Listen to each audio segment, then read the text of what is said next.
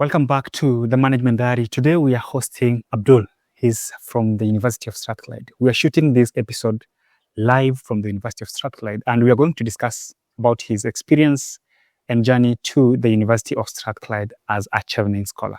Of course, this is the Management Diary where we get to have serious conversations on matters research, career, lifestyle, and scholarship. And before we begin our conversation, I just wanted to send a shout out to all our listeners who have been supporting us this far. I also wanted to tell you about our sponsor, Wise Payment Limited. So if you're traveling anywhere in Africa, anywhere in Asia, anywhere in Europe or the United States, you can now send money internationally using the Wise Payment. And you don't need to open a different account anywhere. So it means one card is going to serve you anywhere in the world. Why don't you just check the link in our first comment and you will get all the necessary details you need about Wise Payment. And of course, you're going to get free card if you're going to use our link. And probably, if you're going to want to send money also, that's going to come free for your first transfer. So, Abdoul, welcome to the podcast. Thank you very much, Umai. Before we began this conversation, I asked you a question, and I bet it will be nice for me to ask you on behalf of our listeners. Okay. When did you first think about going abroad to take your studies, and how did Chevening come into the picture? Okay. My background is in electrical engineering, and I graduated in 2019. So since that date, I've started working. But for my last internship before graduation, I decided to go abroad for my internship because I noticed that being an international high skills worker requires you to go behind your borders and learn and share with those who are in the same field. So I went to Senegal. I stayed in Dakar for 1 year, learning and sharing with those working in the same area. And after that, I came back in Burkina Faso. And this experience really helped me a lot because I felt like I felt the difference between staying in the country doing my internship and going abroad to learn from other people. And after that, started working in engineering, renewable energy efficiency from 2019 at the end to 2023.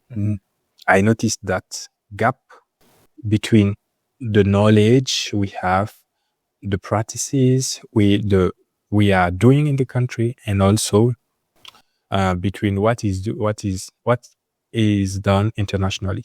So I decided, yes, why not going abroad to learn more about renewable energy efficiency, and why not trying to bridge the gap between renewable energies, the technical part, the financial part, and the economical part. And since that day, 2023, I started looking for opportunities to be able to have access to higher education and learn more about these topics to complement my background in electrical engineering. Burkina Faso. Chevening has been around for quite some time, at least if we look into the records of how far that goes. And there are countries which have been in this record for so many years. There have been participants for Chevening in so many years, right? Yeah, exactly. But Burkina Faso is kind of different. Yes. This is more or less the first time we are having scholars from Burkina Faso on Chevening, right? Yes. So how does it happen that you then are going, when did you first learn about Chevening having, but this is the first time it's in your country? And then how did it play around all along? Okay.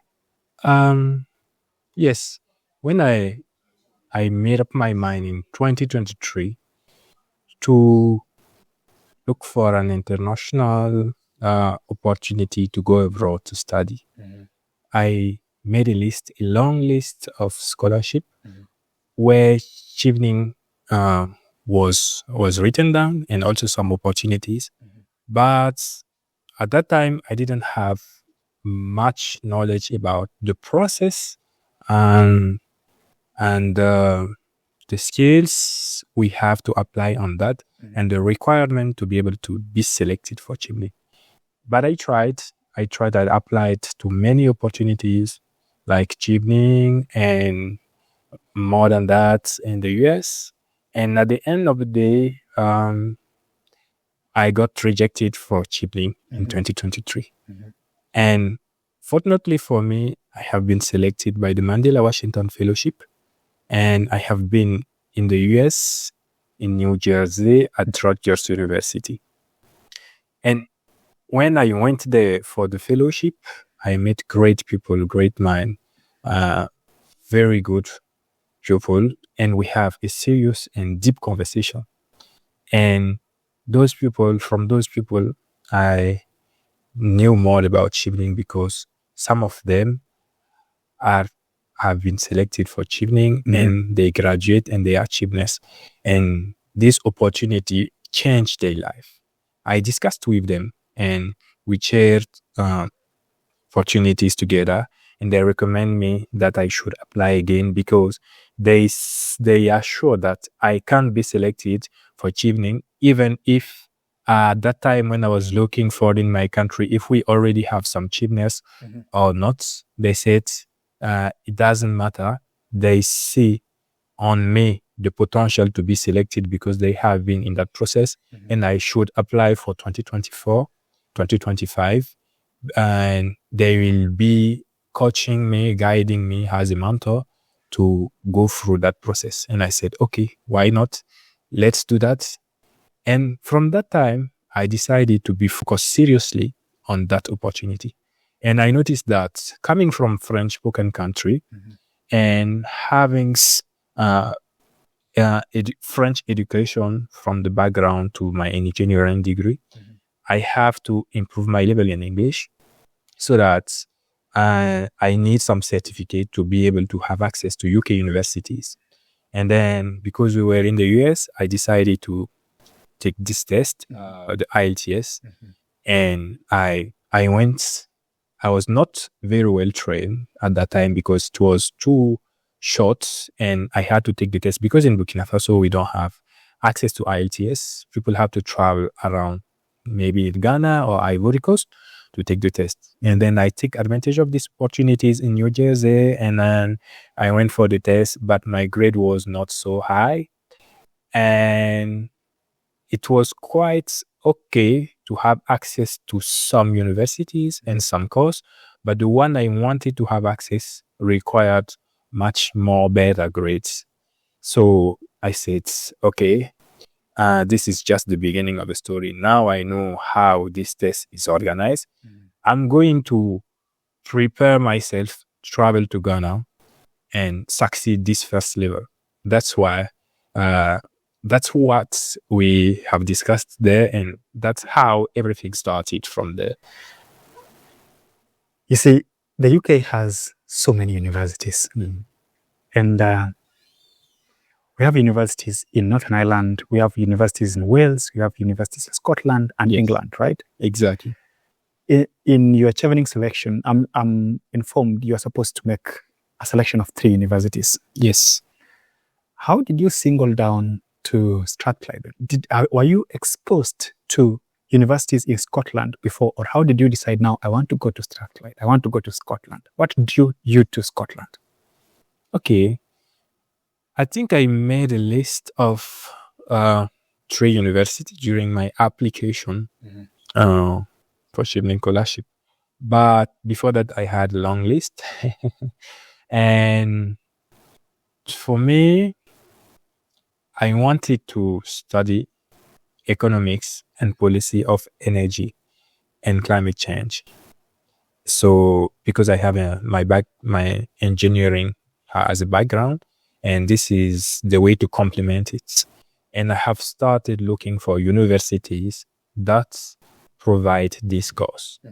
And I found in some universities a very interesting course related to that, but not specifically what I have looking for.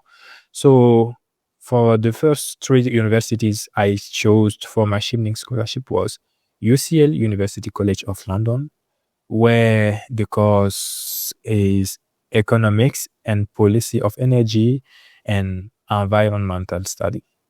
And then at Strathclyde here, it's Economics and Policy of Energy and Works and Climate Change. And at Sussex, it was Global Energy Policy, Climate Change. So that was the 3 courses I have found in these 3 universities. And I applied for offer to that universities. And lucky I am, and with the highest scores I've got from the IELTS when I went back to Ghana to take the test again. And also because of the fact that I have received my recommendations from my teachers from the US, Rutgers University, I have been accepted in those 3 universities, at UCL, at Sussex, and also at Strathclyde. And at the end, I have the choice to choose which one I want to study and where I have to go now. And that turned out to be Strathclyde. Yes, it turned out to be Strathclyde. It was difficult to make my mind to come in Scotland, but having considered many things and also having taken into account some feedbacks from some friends, I decided to come in Scotland. But I stay in touch and connected with people who went to study the same things at UCL and also at Sussex, where we are, and then we are still sharing knowledge and stuff like that to be able to reach our objective of coming here. You know, I began this episode specifically asking you about fate because sometimes when we look at how things played out, there is one way or another things are interlinked, and you are going to tell me more what you think about that, because in one direction you are on your way to the Mandela Washington Fellowship, yes, which is a very reputable and very competitive opportunity, and you end up meeting people who are going to support you during your application. Right? Exactly. But then, when we look at this whole picture, not everybody is going to have the opportunity to be an MWF fellow. And people who are listening to these conversations, maybe a good number of them are prospects who are going to apply for these opportunities. And, and they want to position themselves in the best way possible. So besides being an MWF fellow, that is one difference I've noted between your first application and the second application. Then how did things change during this period between your first application and the second application, that then now it turned out that you got a positive response for the second rather than the first? Okay. To respond to that question, I think I will say that sometimes some things will come to us not like how we want them to come, but how they should come. We can have access to some opportunities, not being ready for that. And we can also have access to some opportunities that we were not really looking for them, but it's the way of life to prepare us for better opportunities.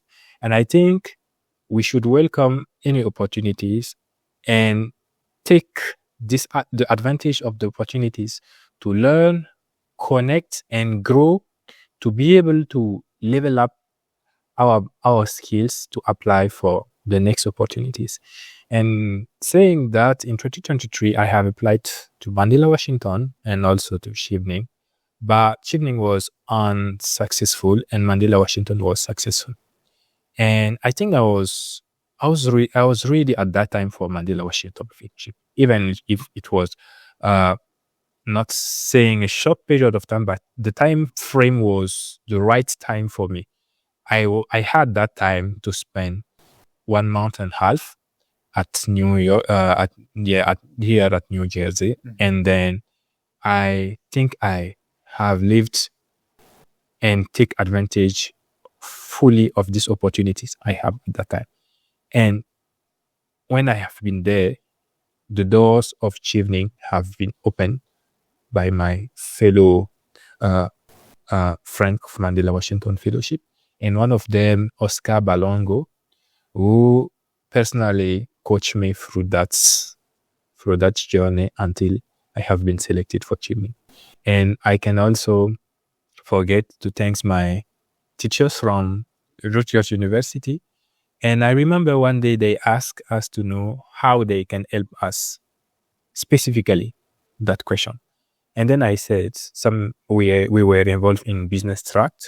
They were teaching us business skills, how to do some things, how to speak for speech, and how to develop our business plan and stuff like that. And then at the end, they asked us specifically, in what sense can we help you guys? And then they said we should mark it down in a paper and go to the board and stick that there. We were around 20 fellow, and all of us, we did that. Some people said we need funding for our business. Some people said we need connection. Some people said, everybody said what they can bring on the table. And then this was the first step. And I wrote on my paper, I need to further my education in the field I am now, and in a well-reputed university where I can learn about the last news of these topics. And I went and I stick that on the board. And this next time they said, okay, guys, we want you to go to the board, look at what people are requesting, and then you should now be able to say what you can provide. It's true, you guys fellow cannot provide everything, but we are sure that in this group of 23 people, some people can be able to improve the quality of life of those who are looking for some things, because you have the knowledge and you have the connection. And that's happened. We were supposed again to take another piece of paper, write what we can provide. You go on the table and you stick that there where you can help. And that's what we did. And Oscar, the one I'm talking about, he went to my name and he said, I can help you for Chevening because I have been there. I know how it is. And I know the right way, the path to go there. And you have the profile and you can go there. And after this discussion, I have also a close discussion with my teachers, and I told them, I need you to support my application. And for that, you have to write a recommendation letters for me. Not 1, not 2, but maybe 4, 5, or 10. Why am I saying that? Because if I have to apply in 5 universities, I have to have 5 recommendation letters. And if I also have to apply for Chevening, I will have another recommendation letter for Chevening. So it's going to be 6. And if you don't find someone who is willing to support you through that way, asking for 6 recommendation letters to just one person, it's a lot. And I know that it's a lot because I am also writing some recommendation letters for some people that I can also support the application. And they said, okay, no problem. We will support you. You just have to say when you want it and how you want it. Just send the link, we will read, and we will provide the recommendation letters. And that's how they did. Until now, we are still in touch. And we are doing what we can to support each other with my fellows. And we are also keeping informed our teacher that support us since the beginning of the story.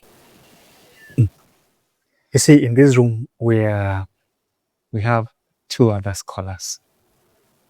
And what's interesting is one of these scholars is also a Mandela Washington Fellow. So this is not the first time I'm seeing people from MWF coming to one kind of other scholarship. I know somebody who is in Edinburgh who has been to the Young World Summit, and they're now MasterCard Foundation scholars, right? A lot, like if you go try to map what happened to, I don't know, World Bank, something leadership fellows, after 2, 3, 4 years, you may find a good number of them going into some very highly competitive opportunities. Do you think then there's a relationship between these two? Do they speak strongly to your personality and leadership abilities? Or because, when we say Chevening, we are speaking about nurturing future leaders. So you are being nurtured to be a strong leader. Of course, you are running your own business. So it means given 5, 6, 7 years from now, you will be somewhere grown with your business. And we get to talk more about that. We also have the other Chevening scholar here. Just give him 3, 4, 5 years, and he will be heading the African Union, maybe international relations in the African Union, right? Yes. Now, the thing is, you need to have shown what you could do before you tell us what you want to do. Exactly. So do you think somebody who is eyeing this scholarship in the long term, maybe this year and the next 1, 2, 3, 4 years, you made 2 applications anyway, should they also be trying to enhance their profile by looking into these other things like fellowships and the likes? Yes, I think once we found what we want as a scholarship, or maybe other opportunities, fellowship, and we have to go to read the requirement of that fellowship. And once we will be reading the requirement, we will understand what they are looking for. And we will also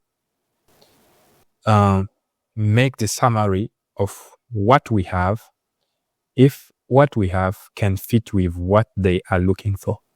And if it's not fitting, we cannot force, because it's a competition.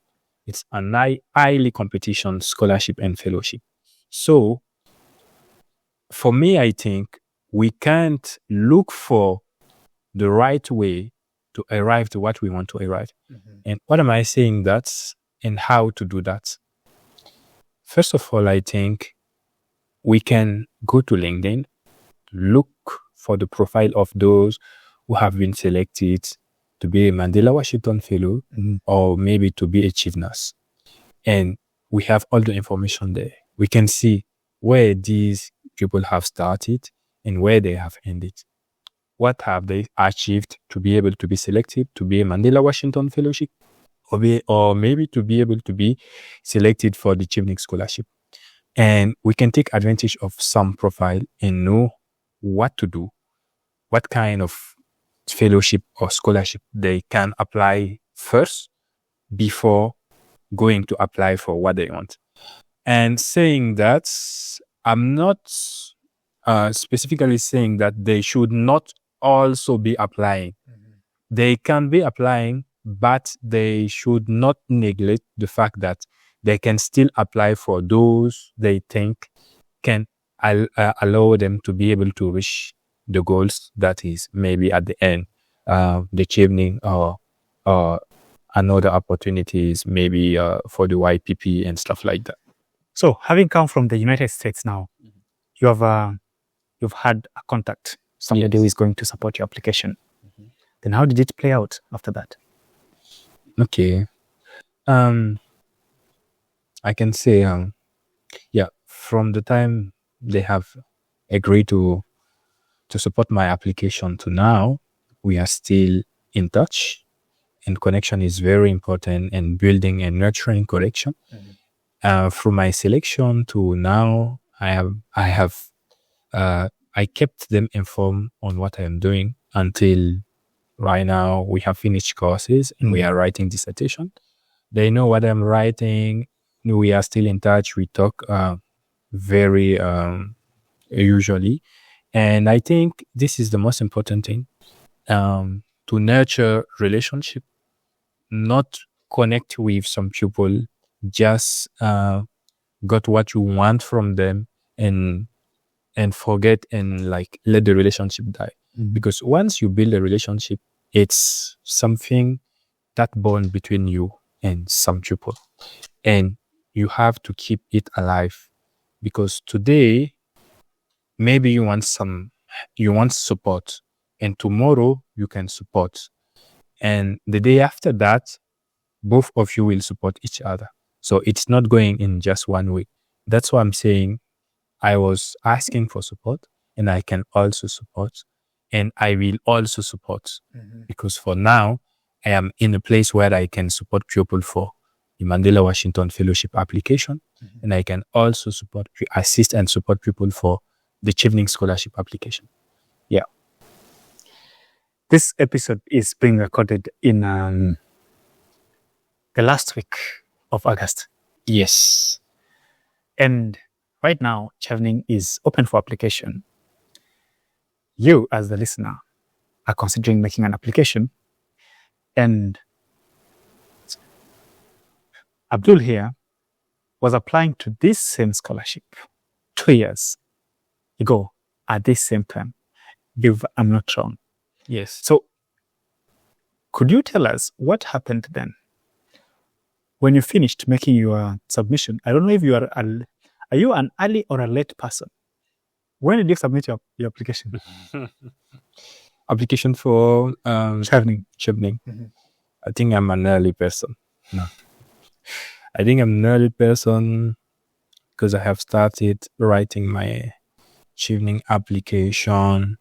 I finished the Mandela Washington Fellowship in August. Yes, August. And after that, August 2023, I went back to Burkina Faso, stayed there for 1 week, and then I went back to Senegal. And I stayed there for 1 month from August to September. And then being there, I was writing my application.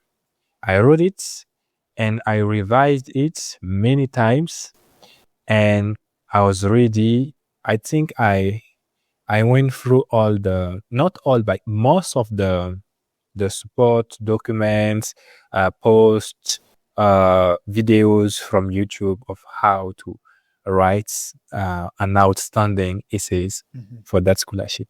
And at the end, my application was like, I mastered it. I have it in my head, and that helped me a lot for the interview. And then I submitted it very early as an early bird submitter. And yes, I was now getting ready for the universities, because it's possible to be selected and without having access to universities. So for me, it was a run, it was a marathon, and you should have stamina, but you should not start late, because it's not like a speed competition. So if I get you correctly, you first submitted your application to Chevening before even thinking about, you definitely thought about the university you want to go to, but you had not made your submissions yet. Because I was waiting for the opening of those universities, some of those universities, that was not ready. But those who were supposed to support me, they were informed on where I want to go. And they were just saying, when the application will be open for that university, just let us know and we will provide the recommendations. It's not uncommon to see somebody getting like 5, 6, 7 scholarships. And how this works is somebody makes an application to Chevening, they make an application to Commonwealth, they make another application to CSC in China, next in Japan, they make maybe Knight Hennessy in, I don't know, McCall McBain in, which let's name them. Exactly. So I'm waiting for the part where you mentioned that you made other applications on the side. I don't know if you did or you were so certain with Chevening. I think in 2024, when I was applying now for Chevening for the second time, I can't say I was sure, not like it's going at 100%, but I was sure than when I was applying in 2023. But the most important thing is to know the timeline of the application, and also to know exactly what it takes to apply for that, because Chevening is a full 1 year application process, and you have to be still be committed on your work, because you have to work and you have to apply for Chevening. And if the application is successful, you have to find a way again to like withdraw from your job, like because you really don't have time. When you will be sure that you have been selected, that will be in May, June, and you have to move in September. So in 2024, I was not applying for the another opportunities, because for me, I was looking for Chevening, and not only for me, to be fair, because as you were mentioning since the beginning, I have done a thorough research to see if we have a Chevener in Burkina Faso, and nothing. So I said, Burkina Faso have to apply and got a first Chevening cohort to be able to open the door for the youngest generation. And that was also my mission. You are saying with conviction that you wanted Chevening and Chevening alone. Exactly. Why Chevening? I mean, what does Chevening specifically mean to you then as a person? It means a lot. It means a lot because Chevening allows us to have access to an international network, and Chevening is one of the most important scholarships in the world.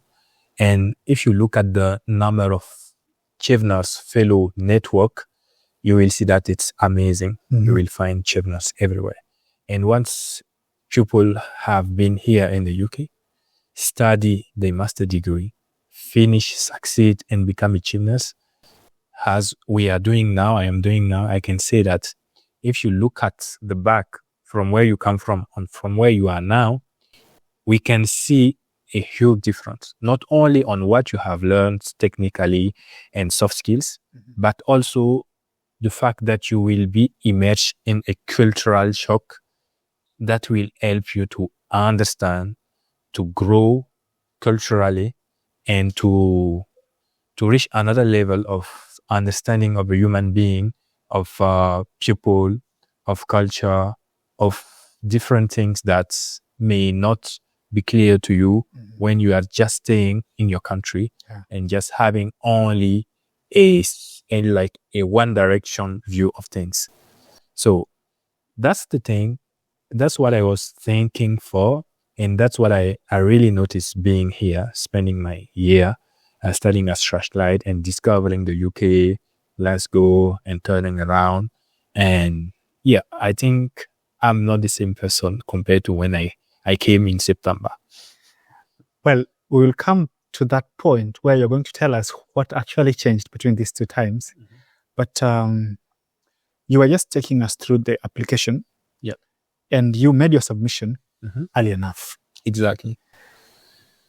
Then between these two times, I understand Chevening expects you to have an interview. But before you got to the interview stage, what happened then before we start talking about the entire interview experience? Okay.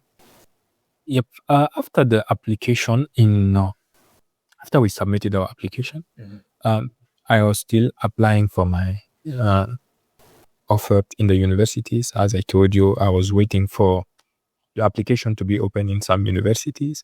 And then once that was open and I applied, and I had now to go back in Ghana for the IELTS, because you can submit and then bring back what those things they will require to grant you an offer in that universities.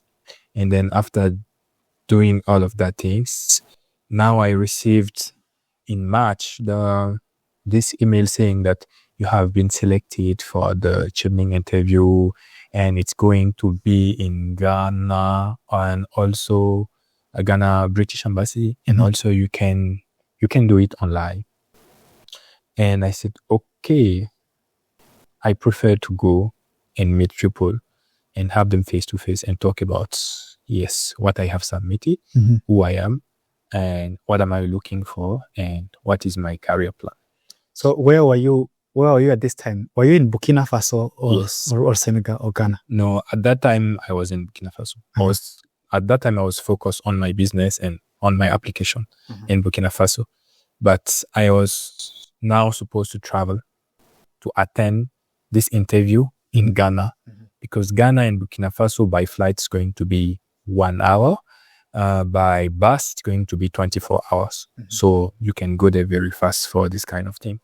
And I went for the interview in Ghana as I have started writing my application very early. And I really worked on that. Everything was like in my mind. You just have to ask me the question. Yeah. Even if you ask to know at what line you put that information, I can tell you, yeah, it's here. And I talk about that. And this is related to that. And from my first essay, leadership, you will see the link with the networking, because the leadership, the networking, and also why I chose that courses, and also what is your career plan? All of that is linking. And then I was like, prepare, ready to go for that interview. And I went there. When I arrived. Yes, it was interesting and was amazing. They appreciate it. So this interview was done at the Ghanaian, the American embassy, the UK embassy in Ghana, right? Yeah. And I am tempted to assume you were not the only person at this interview. Yes. So how is the entire interview experience now for you as a scholar? First, you've traveled from Burkina Faso to a different country for your interview. Exactly. So how is this whole interview experience? Like, how did it go? Okay, that was my first time to go to the British Embassy for the interview. And before the day of that interview, I went there like to recognize the place and to be sure that this place is where I should attend the interview. Because where I was staying and the interview place is quite far. So when I arrived, I noticed that was already the place. I went back, and the day of the interview, I went very early, like 2 to 3 hours before my interview. I was already there, and I met some applicants. Some of them was assigned to be interviewed before me. And then we started discussing, we started connecting, and yes, we shared information, we shared like patient, what they are doing, what am I doing, why are we here, well, how do you think it's going to be? We encourage each other because, it's going to be a competition, yes, but we can still be in competition and support each other and help each other to achieve the goal, because they are not looking just for one. They're looking for many, and we can all be in, because we all have, if we reach that level, we'll all have the skills, the capacity to be selected. And we just have to show that. And the funny thing, some people I met there and connect with them, we have been all selected, and we came here this year. And some was at Brighton, Sussex, and we stayed connected. And yes, that was very amazing too. They become a real friend from Ghana. So, in case you're watching this podcast for the first time, this is the Management Diary, where we get to have serious conversations on matters career, research, scholarship, and lifestyle. And this is a conversation about the Chevening Scholarship. Of course, we are joined by a scholar from the University of Strathclyde. His name is Abdoul, and he's just sharing his experience. I just wanted to remind you about our sponsor, that is the Wise Payments Limited. Check the link in the description and you will find all the necessary details about how you can transfer money internationally at laureates, when the interview is done, of course, Chevening does not give you instant feedback. No. Had you gotten your offers from your universities at this time? Yes, I got my offer from some universities even before. No, I got all the offers, all the conditional offers, even before the interview. And then I submitted that online. And once I went back, before the interview, when I went back for the IELTS test, I got an unconditional offer from some universities, but some of them, they were still waiting for the proof of funding to give me unconditional offer. So now this was just to wait for Chevening to reply, and then I will have the FIL, like the awards, to be able to apply to that university to have the unconditional offers. Well, now I'm trying to follow this because once you have your university offer, the unconditional offer. Yes. And what is the difference between conditional and unconditional? And what were your conditions? Yeah, you can, from university to university, you can have many conditions. Like for me, the condition, I had two conditions, was the English proof, and the second one was the funding proof. I should have financial funding for sure that I will be able to pay my school fees. If I can't do that, I should pay. How do we call it again? I have a certain amount that I should pay before I will have the unconditional offer, like a registration fee. Exactly. And for them, they will be sure that yes, I will be coming, and then I can have now the unconditional offer and other people to be able to start now my visa process. So I got my conditional offer, and then I received my IELTS result, submitted that, and I was waiting now for the Chevening award letter to have unconditional offer in some universities. Well, now you have the offer. So you have done the interview and there's the offers with you. Now you're waiting. Yeah. Did you have to go back to Burkina so that now that you are near certain, I'm just one step away? Yes. So did you have to go back to Burkina and wait for it, or you went ahead to continue with your business? Yes, I went back to Burkina and like working on my business. And then, I'm traveling a lot around the West Africa. And then at that time, when I received the news about my application, now I was supposed to apply for the visa. And for the visa, we have against another a requirement for the visa that we have to do. And we cannot do that in Burkina Faso again. It's the TB test, tuberculosis test. So I have to go back maybe in Ghana or maybe in Ivory Coast. And then at that time, I had some businesses in Ivory Coast. I went to Ivory Coast for 1 week and I stayed there and I did the TB test and then came back to Burkina Faso. I waited there until the British embassy invited us for the welcome thingy to organize the departure ceremony, I will say. And then I submitted my visa. And in this week, a course of 1 week, I received the visa, went back to Burkina Faso, start packing now to go in September. You remember the date when you received your offer? Yes. What were you doing and who was the first this special person to know that the offer is finally here? The date I received my offer, when Chevening start to send the offer to the applicants, you will notice that in WhatsApp groups, because it's, as I said, worldwide opportunity. You will have a lot of countries inside. Maybe they will start in India and then go back to another country, I don't know. and then come back in Africa. So in some Facebook groups, you will see receive our offers. The Chevening result is like it's raining here, and you are just waiting. You don't know when it will be raining in Africa. So it's stressing. And I was waiting every time, checking my phone, checking my mails, being sure that I don't have something in my spams, checking everything, every 1 hour.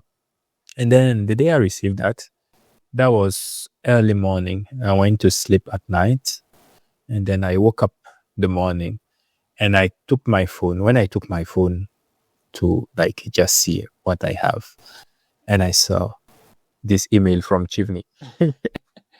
And that case, you have two kind of people again. Some people will just drop the phone, maybe prepare themselves emotionally.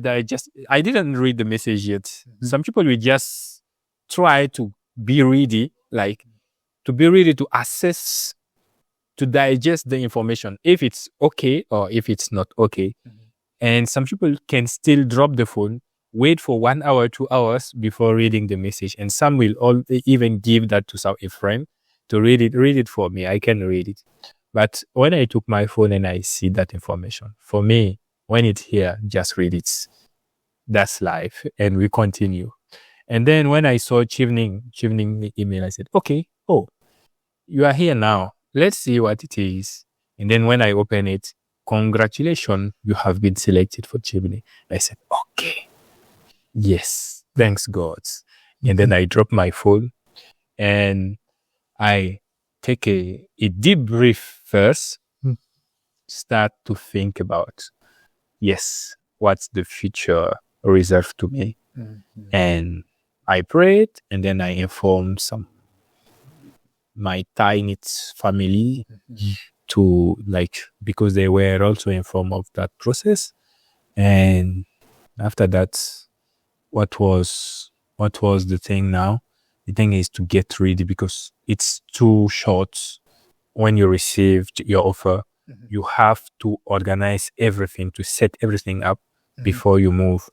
And because I was deep focused and involved in my activities, daily activities, that short time was very short for me to organize everything, but it was okay to assign to assign some roles to some people I was in charge of before I move.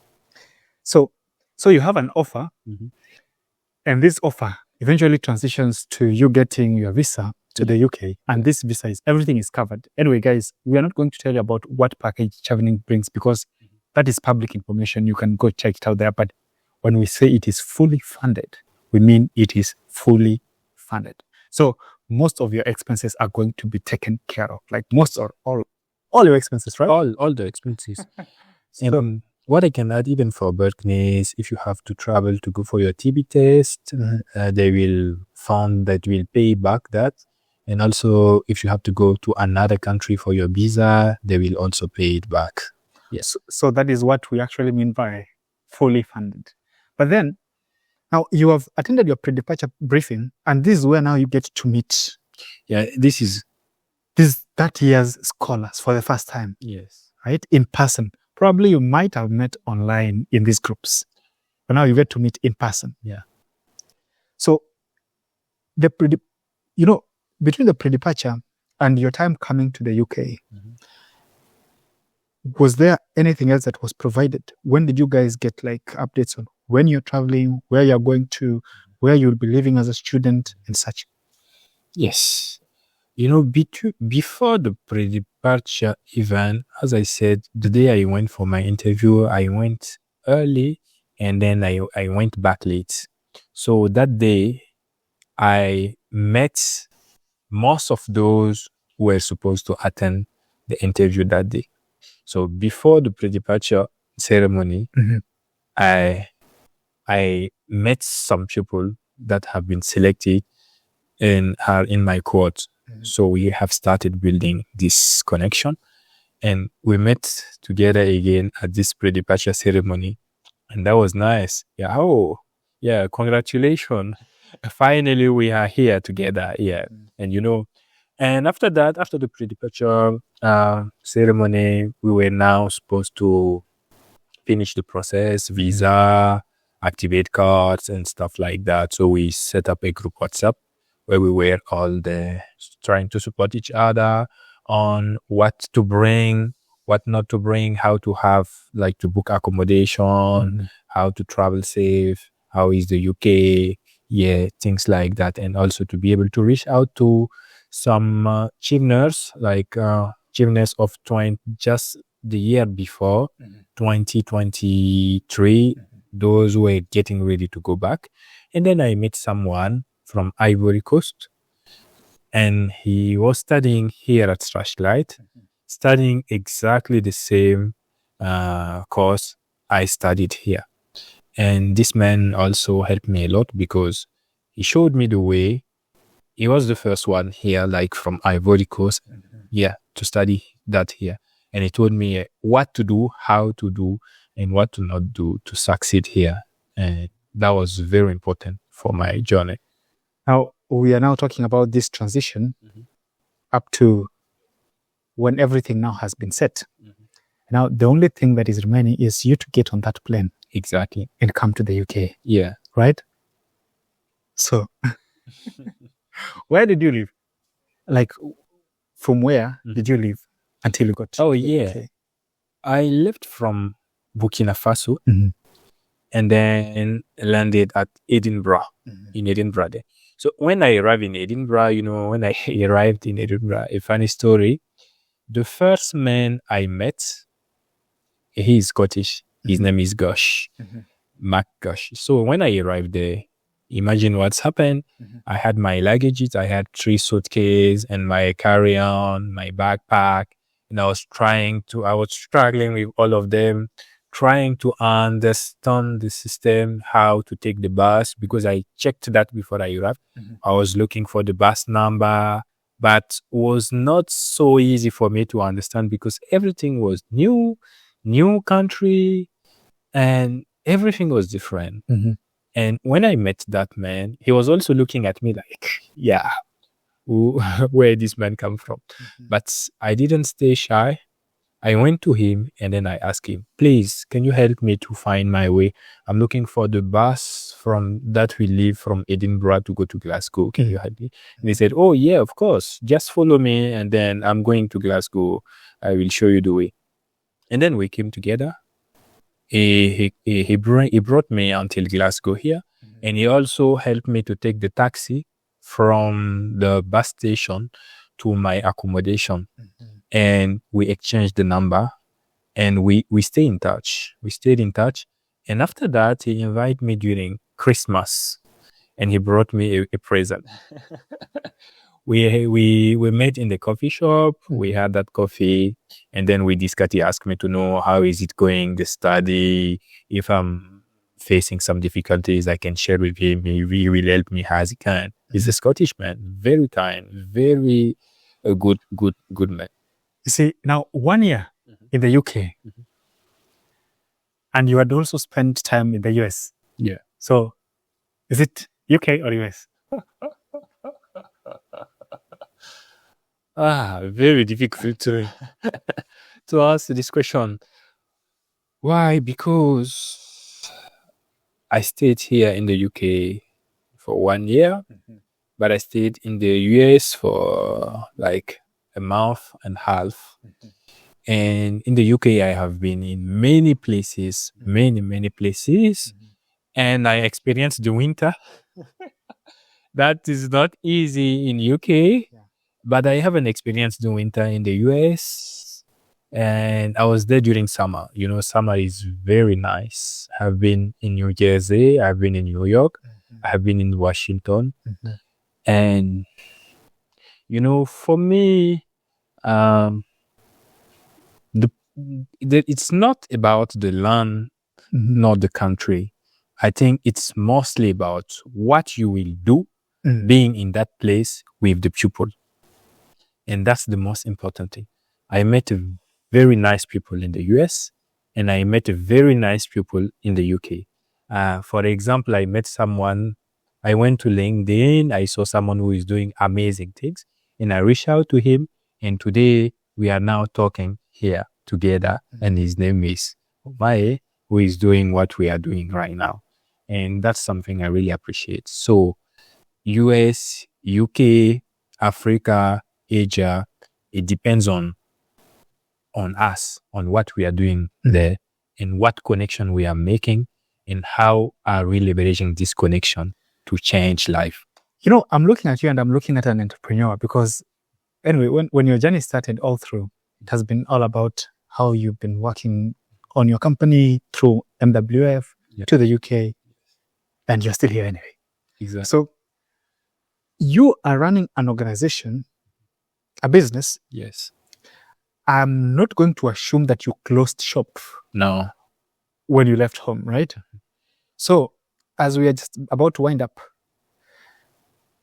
how do you manage the very busy, you may want to correct me if I use that word very loosely, but how do you manage the very busy EPEC master's program at the University of Strathclyde, which you are expected to finish in 12 months? I did my master's here. It can get messy. It can get crazy. And it is not uncommon to see people crying every other day about their master's experience. And now we have this one gentleman doing a master's and at the same time running a business. And I don't know what else. Maybe you were building rockets at that time also. So how then did you manage to balance these two things and generally the life in the UK? Yes, I think for that, it's about the planification and the vision. And I already know the life cycle, like the periodical cycle of my business. That is a very good thing. And I know when and how we reach some peaks. And I know the behavior of the customers in my business. And I also know how and when to go, like to do some marketings for some agency, what time of the year. And we have also reached a level of maturity in our skill sets with my team that can allow me to withdraw and to give this change to some people to show what they are capable of. Because running business is not about staying there for all the life. It's about setting something, implementing a vision, and then collaborating with a very sharp mind to be able to achieve something together. It's not about one person thing, but it's about a group work. And that make it very important. And what it's set like that, the leader can have this space to move around, to learn, and to bring new knowledge to what we used to do and to improve the business. And that's my vision. And that's what I have trying to implement in my business. And my collaborators understood that. And that's helped us to be able to manage that thing. And on top of that, we also have our investment plan, our expanding plan. That helped me, even not being in Burkina Faso, to be able to work on some very important part of the business, not on the day-to-day life, but for the future. And that's why I'm here in the UK. And that's why I'm learning what I'm learning to be able to scale it up, to be able to bring some new fresh air in this business environment area in Burkina Faso and also in West Africa, talking about climate change, energy finance and forecasting, and economic appraisal and modeling, stuff like that. Now, summarize to me your 1 year. Okay, amazing and very short. Very short. Why? Because we had a lot to do and we did a lot and we still have a lot to do.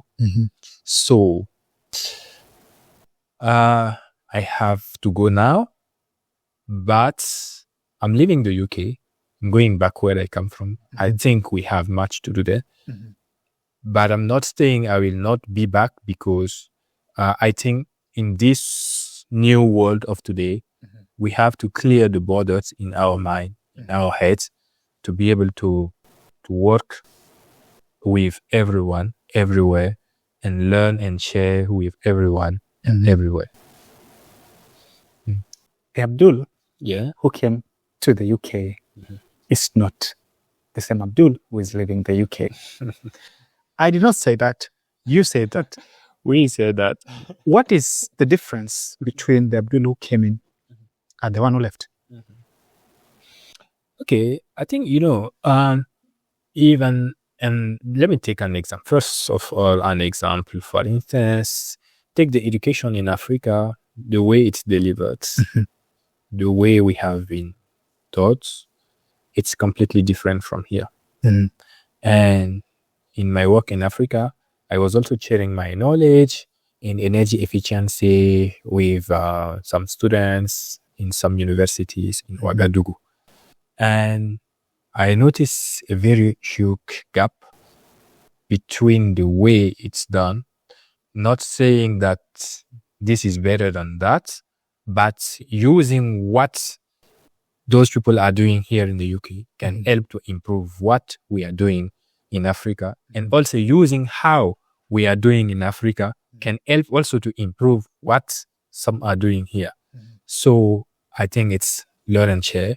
And I've got this opportunity to be here, and I've learned what they are doing here, how they are doing here. I've learned the culture that is very, very important.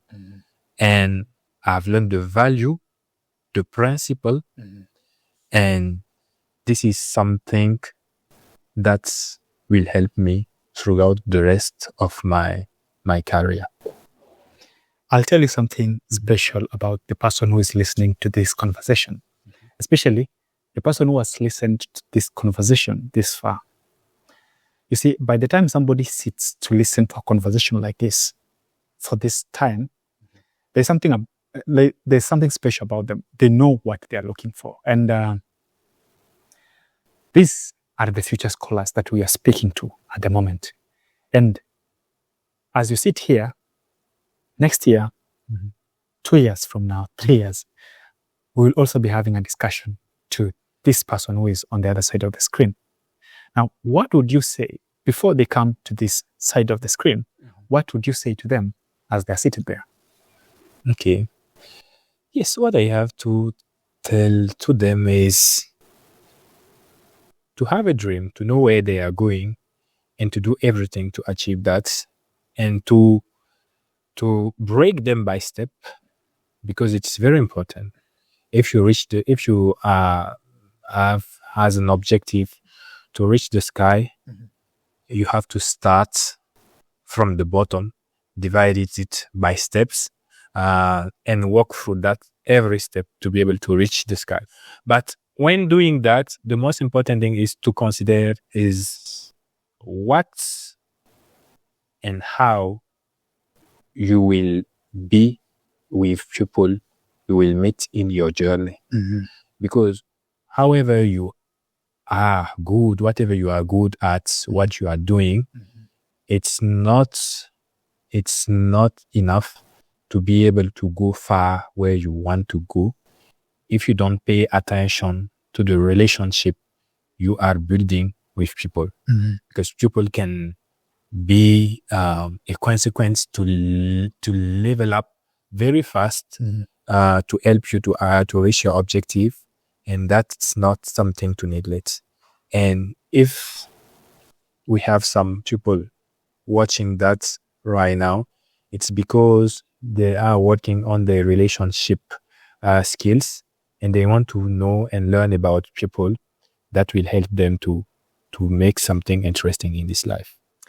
So that was Abdoul Rachid ROUAMBA, and really appreciate for taking your time to join us on the Management Diary. Thank you very much. A reminder to our listeners that this is where we get to have serious conversations on matters career, research, scholarship, and lifestyle. And you're not here by mistake, because you are also online to becoming one of the top scholars globally. So I'm just speaking to you and asking you to support us by hitting that subscribe button. And also remember to check out our sponsor, Wise Payment Limited. The link is on the first comment below. If you want to get in touch with Abdoul now or later, just check the description of this video. You will find contacts to his LinkedIn and of course any other platform that he may want to share with us later. But at least for now, we want to say that's all we have to say to you. And this was a conversation about Chevening Scholarship. Until we get to meet again in the next episode, I'm your host, Omar Joseph, and I want to say bye-bye.